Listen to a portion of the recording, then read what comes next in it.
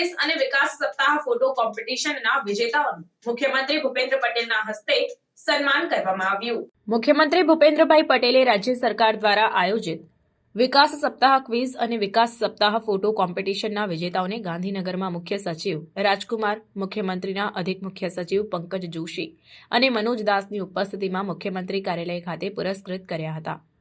વડાપ્રધાન નરેન્દ્રભાઈ મોદીએ 7 ઓક્ટોબર 2001ના રોજ ગુજરાતના મુખ્યમંત્રી તરીકે શપથ લીધા ત્યાર પછી ગુજરાતે સાધેલા સર્વાંગીણ વિકાસની યાત્રાને 23 વર્ષ પૂર્ણ થવા અવસરે રાજ્ય સરકારે મુખ્યમંત્રી ભૂપેન્દ્રભાઈ પટેલની પ્રેરણા અને માર્ગદર્શનમાં 7 થી 15 ઓક્ટોબર 2024 દરમિયાન વિકાસ સપ્તાહનું આયોજન કર્યું હતું। રાજ્યભરમાં વિકાસ સપ્તાહ અંતર્ગત યોજાયેલા વિવિધ કાર્યક્રમોમાં ઓનલાઈન કોમ્પિટિશનનું પણ આયોજન કરવામાં આવ્યું હતું। માય GOV પ્લેટફોર્મના સહયોગથી આયોજિત આ સ્પર્ધાઓમાં દેશના વિવિધ રાજ્યોમાંથી અંદાજે 74,000 જેટલા પ્રતિસ્પર્ધીઓએ ઉત્સાહભેર ભાગ લીધો। ક્વિઝ સ્પર્ધામાં 12 જેટલી ભાષાઓમાં ગુજરાતના વિકાસ, કલા અને સંસ્કૃતિ સહિતના વિષયોના પ્રશ્નો પૂછવામાં આવ્યા હતા, જ્યારે ફોટો કોમ્પિટિશનમાં ગુજરાતના પ્રવાસન સ્થળો, આંતરમાળખાકીય વિકાસ, મહિલા સશક્તિકરણ સહિતના વિવિધ વિષયો પર સ્પર્ધાઓ યોજાઈ હતી।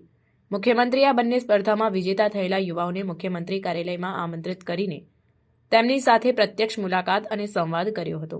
એટલું જ નહીં, તેમને પુરસ્કૃત પણ કર્યા હતા। મુખ્યમંત્રીએ ગુજરાતના વિકાસ સંબંધિત વિવિધ વિષયો અંગે આ વિજેતા યુવાઓને અભિપ્રાય જાણ્યા હતા। વડાપ્રધાન નરેન્દ્રભાઈ મોદીએ વિકસિત ભારત એટ 2047 નું વિઝન આપ્યું છે, તેમાં વિકસિત ગુજરાતના નિર્માણ થકી યથાસંભવ યોગદાન આપવાનું આહવાન મુખ્યમંત્રીએ વિજેતાઓને કર્યું હતું। રાજ્ય અને દેશના વિકાસમાં સરકારની સાથે પૂરી ઉર્જાથી ખભેથી ખભો મિલાવી પુરુષાર્થ કરવાનું પ્રેરક માર્ગદર્શન પણ આપ્યું હતું। માહિતી નિયામક KL બચાણીએ વિકાસ સપ્તાહની ઉજવણી અંગેની વિસ્તૃત વિગતો આપતા કહ્યું કે ગુજરાતની વિકાસ યાત્રામાં પ્રત્યેક નાગરિક પૂરા ઉત્સાહથી જોડાય અને રાજ્યમાં વિકસિત ગુજરાતના નિર્માણ અંગે ઉર્જા અને ચેતનાનો સંચાર થાય તેવા ઉદ્દેશ્ય સાથે રાજ્ય સરકારે પ્રતિવર્ષ 7 થી 15 ઓક્ટોબર દરમિયાન વિકાસ સપ્તાહની ઉજવણી કરવાનો નિર્ધાર કર્યો છે। વર્ષ 2024માં થયેલી આ ઉજવણી અંતર્ગત ભારત વિકાસ પ્રતિજ્ઞા, આઇકોનિક સ્થળોએ પદયાત્રા, જાહેર સ્થળોએ સુશોભન અને રોશની, સાંસ્કૃતિક કાર્યક્રમો, ટોક શો, રેડિયો પોડકાસ્ટ સહિતના વિવિધ કાર્યક્રમોનું આયોજન કર્યું હતું।